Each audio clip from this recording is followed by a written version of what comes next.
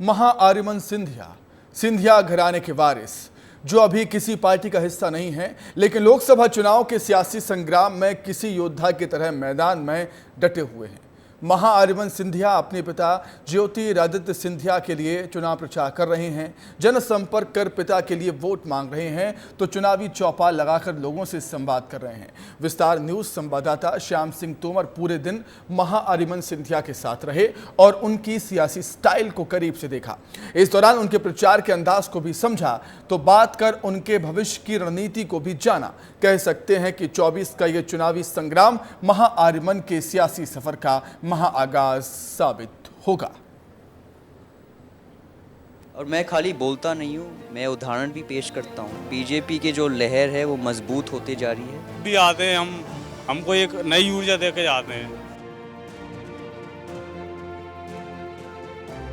अब महाराज साहब को लाओ, कमल फूल का बटन दबाओ, राम चाहे तो देखा होगा, राम राज सा लौट के आए। जय हिंद, जय भारत, जय महाराज।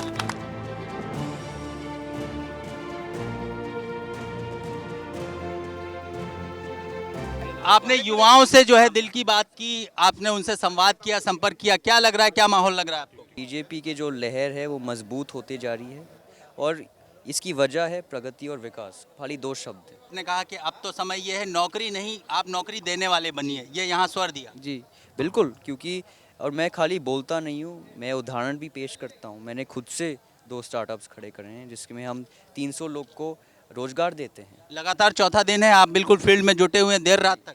अरे जब हम लोगों के बीच में आते हैं सब कुछ भूल जाते हैं। आपसे पहले हम लोगों से मिले, बड़ा प्रेम करते हैं पूरे राज परिवार को और आपसे, और बड़ी प्रतीक्षा कर रहे थे लंबे समय से। क्या कहेंगे इस प्रेम पे?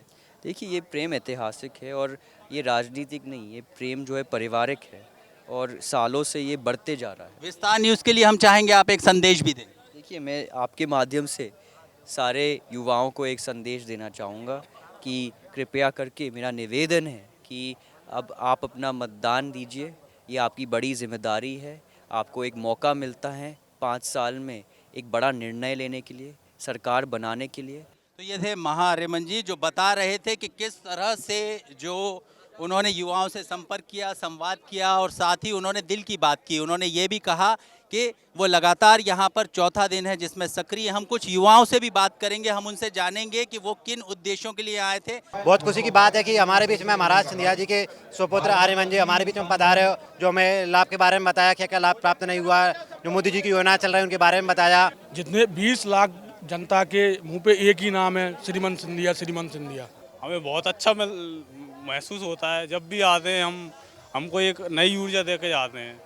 जिस दिन से हमारे श्रीमान जी का टिकट हुआ है उस दिन से पूरे क्षेत्र में ऐसा माहौल है कि जैसे दिवाली आ जाती है ना, ऐसा माहौल है।